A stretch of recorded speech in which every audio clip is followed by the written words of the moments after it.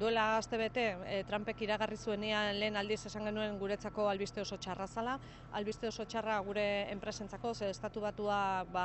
garrantzitsua da merkatu bezala.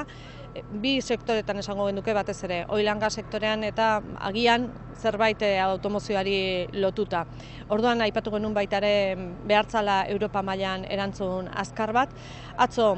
Trump berak ja adierazten du jarraitzen duela bere ekimenarekin, baina dagoeneko bi estatu atera egiten ditu hortikan, bai Mexiko eta Kanada, beste saiakera batean ari dela, eta aipatzen zuen baita ere baldintza batzu betetze bazian agian beste estatuak ere atera daitezkela. Jakinin behar gero zein diran estatu horiek eta nola eta zein diran baldintza horiek. Baina albiste hon bezala esan genezake Malmström komisaria berak atzo adierazpen batzuk egin zituen eta horren inguruan zelan egin behar dituen, beste estatu afektatuak egon daitezkenak beraiekin zelan egin dezaketen,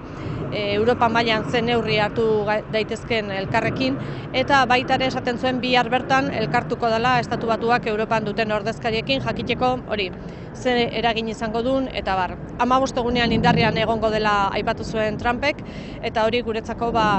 nolabaita mehatxu bat, eta ikusten duguna da Trumpek kanpaina osoan iragarri zituen hainbat neurri oso protekzionistak gauzatzen ari dela, eta hori erabat okerra da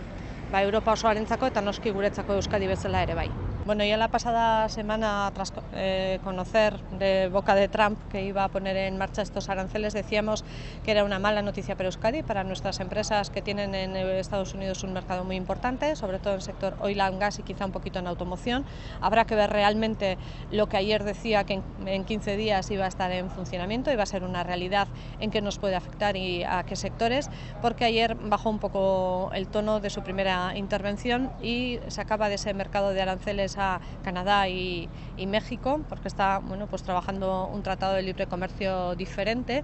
y también hablaba de que quizá otros países que cumplían una serie de condiciones que no especificaba también pudieran salir de esos aranceles. La buena noticia en este caso es que Europa está reaccionando y reaccionando rápido, que la propia comisaria Malmström ayer mismo hablaba de trabajar con otros países que se ven afectados, de establecer una serie de medidas. Juncker también hablaba de cómo había que reaccionar como Europa, y mañana mismo la comisaria Malmström habla de que se va a reunir con el representante comercial de Estados Unidos en Europa para ver efectivamente a qué países no puede o pueden quedarse fuera de la afección, con qué condiciones y demás. Creo que es una mala noticia en general que todas esas promesas que Trump hacía a lo largo de la campaña en cuanto al proteccionismo y a medidas que iba a establecer se están cumpliendo o las está intentando cumplir, a pesar de que tiene también una contestación importante allí en Estados Unidos, pero en general esas medidas de proteccionismo y de actuaciones en contra del comercio internacional realmente nos afectan y afectan al conjunto de Europa y no son una buena noticia.